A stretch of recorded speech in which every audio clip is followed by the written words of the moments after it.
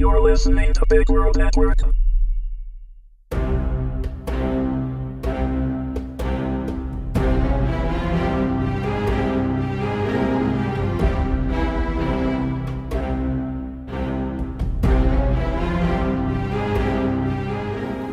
Matthew, Episode 1, written by Paula Flummerfelt, narrated by John Dieger. The body in his arms was broken and shattered, left to decay on the side of the road. It had once been a she, a vibrant, loving, gentle she, but now it was just cold and dead, soulless, empty. Eric, we must go. I cannot stay on this land any longer. The boy laid a small hand on his shoulder, urging him to his feet with a gentle push. We need to go. If I perish, you are lost as well. Eric stood, still cradling the woman's body. She was light, far too light. Her body was emaciated, her hair lank, dirty, and clumped together with blood, its strands cut unevenly as if by a knife. It contrasted with the memory he had of her. 5.5 feet tall, long, white hair that fell in a sheet down her back, lean body, soft purple eyes, and red ruby lips that tilted up with good humor. She was only 22 years old. Anita. As Eric looked into her blank face, panic started to claw up his throat, bringing bile with it. His dark red, nearly black eyes scanned the surrounding area. Matthew, where is he? Come on, Eric, we have no more time. We must leave. The boy was pulling on the hem of his shirt with an iron grip, dragging him slowly forward. No. Eric's voice was choked with barely restrained terror, his heels digging into the cobblestones as hard as possible. He's gone. Matthew's gone. You'd promised he'd be safe. The boy's bangs fell forward, shading his eyes. He is safe. He isn't. He can't be. Matthew's very much alive.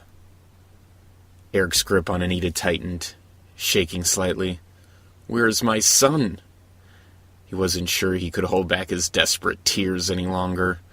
The boy looked up with big, innocent eyes, mouth tilted down in a frown. How would I know? This isn't my territory. I have no sway with the forces. The look in his eyes turned deadly serious. We need to leave. Now. Around the boy, the world began to change. The brilliant color drained from the trees, the air stilled until it suffocated, the ground trembled slightly to the beat of the boy's heart. The boy's mousy brown hair crackled with the force of his power. Damn it! Eric bit the inside of his cheek until he tasted blood. Fine, I'll go. The childish smile from the boy, the wind began to blow again, and the trees regained their lush hues. Wonderful. We take our leave, bring the body with us. I'll see to its proper disposal. Eric looked down at the hollow face one more time, tears leaking down his cheeks. Oh, Anita, where is our Matthew? Nearly 6,000 years ago, the country of Unith became a predominant world force. Unith was peaceful, a place war had never touched, situated alongside the ocean. It was beautiful. Flowers bloomed year-round, streams wound longingly through the countryside. People were happy. Primarily, the countryside was made of smaller, picturesque towns that radiated from the capital of Ateri, a colorful, vibrant city that was the bustling hub of trade and the residence of the royal family. Blah, blah, blah. We've heard this story 100 times. Twins were born into the royal family. The sister that wasn't chosen to take the throne stormed off, taking her minions of doom with her to create Corinth. There was a tentative peace until both sisters died, then rising tension and more blah, blah, blah. Get a new story, Rebecca. The tall teen gave the boy a pointed glare, one hand on her hip.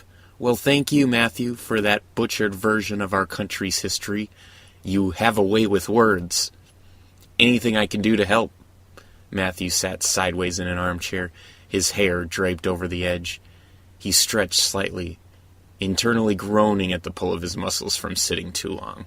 Fine, Rebecca said, tapping her foot lightly on the carpet. How about this? Corinth isn't just a principality. It's also the haven of the country's oddities. How's that for a new story? Matthew straightened in his seat. Oddities?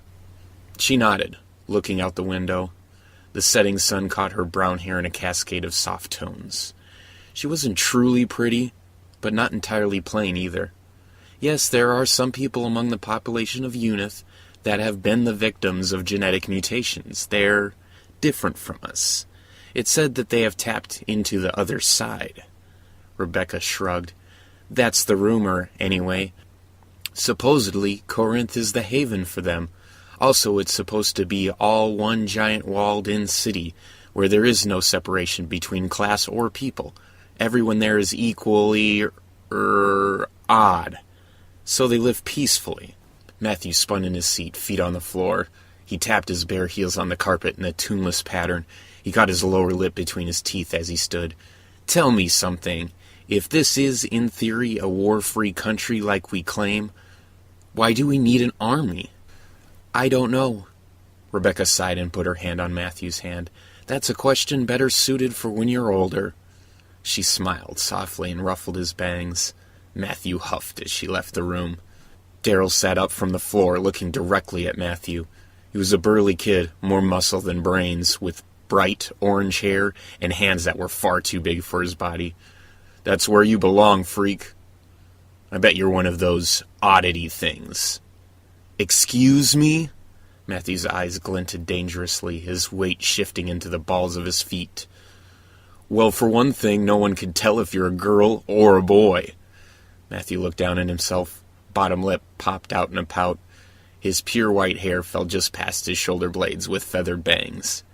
His chest was flat, and he had a thin, feminine frame.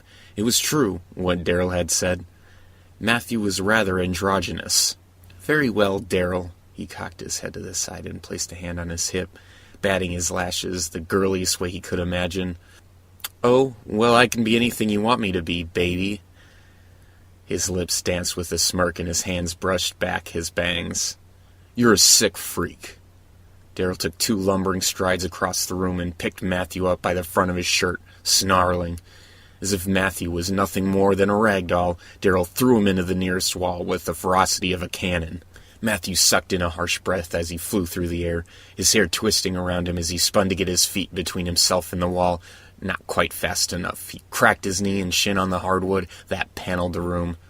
Seconds later, he dropped like a stone to the floor, managing to land on his feet, then took a stumbling step forward. In a moment, Darryl was on top of him, knocking him sideways with a firm kick to the ribs. Wincing, Matthew scrambled to his feet and took a real fighting stance, feet planted, shoulder-width apart. His injured knee stung fiercely, and his rib ached from the last hit, but that didn't deter him.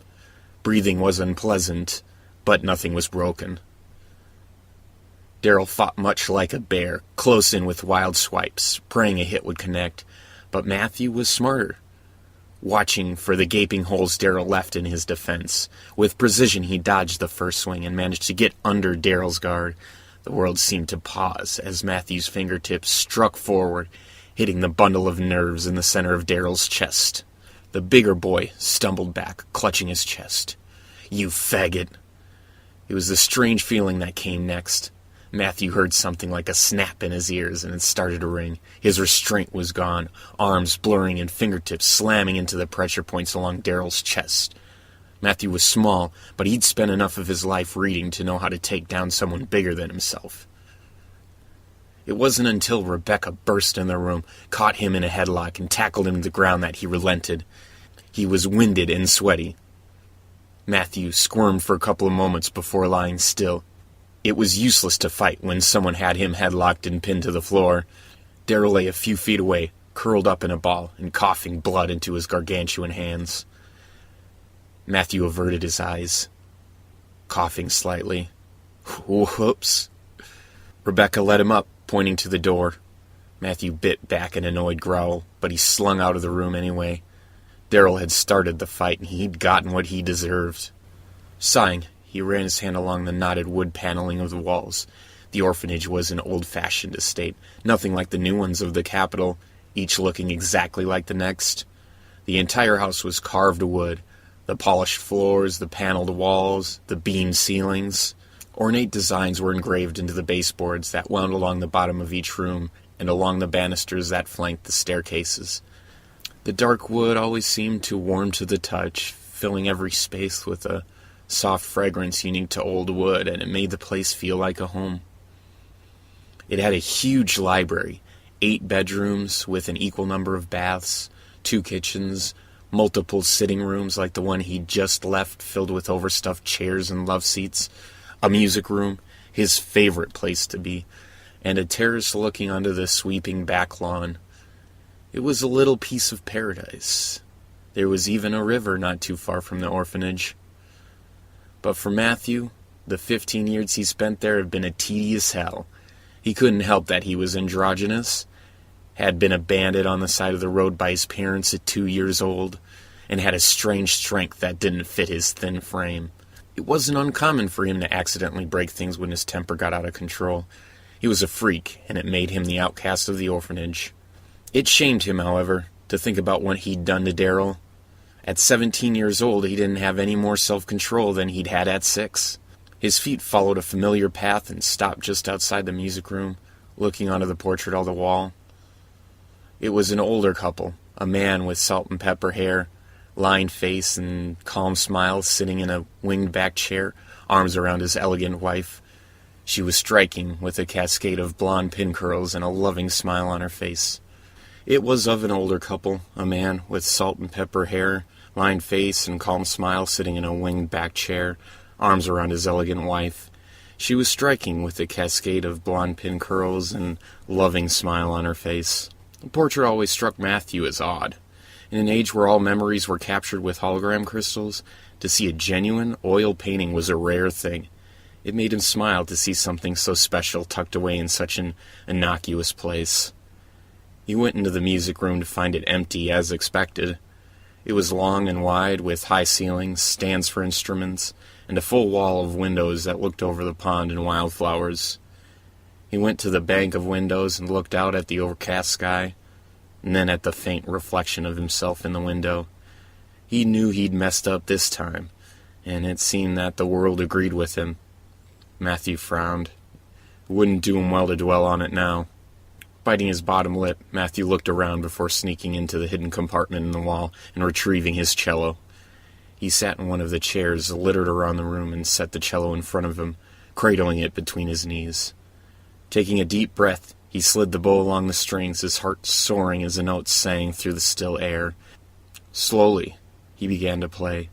The song he wove mirrored his shame and concern, filling the space with the sadness that couldn't be put into words. His bow slowly coaxed a string of harmonious notes from his beloved cello, letting his feelings flow from him and into every corner of the room. It saddened him that no one got to hear the sweet melodies his instrument could produce, but at the same time he was glad no one could see the vulnerable side of him that arose when he played. He continued to quietly entice gentle songs from his cello until both suns fell below the horizon and the dual moons rose high in the air. The room was aglow with the moonlight when he finally realized he was hungry. Stowing his instrument in its case and hiding it away again, he sneaked out of the music room and down the hallway. The small kitchen was closer to this end of the house, so he headed for that. The floor barely creaked as he ghosted his way down the stairs. The moonlight provided enough illumination for him to navigate to the fridge and pull out a container of leftovers. It was only rice and beef stir-fry, but it was better than nothing. He ate it cold, the meat was a bit chewy, and washed the dish once he was done. Matthew was ready for sleep. It had been a long day. His room was the most barren of all that inhabited the orphanage. The adjustments he had made through the years were merely cosmetic. He'd changed the curtains from an ugly green to a deep red, and the bedspread was a lovely shade of purple, as opposed to the drab brown it had originally been. Other than that, the room was just a shell. Bed, desk, bookshelf, closet, and end table. Climbing onto his bed and tucking himself under the puffy comforter, he closed his eyes. The world of dreams was just beyond his consciousness.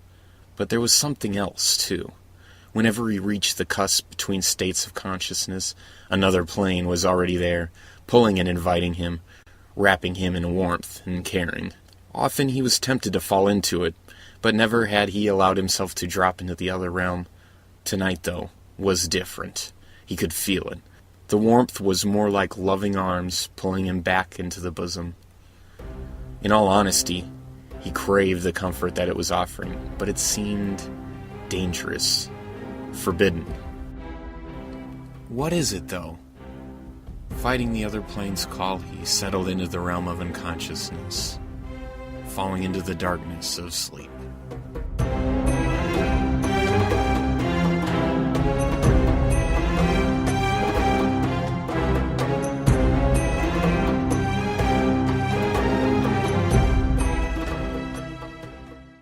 Music by Kevin MacLeod.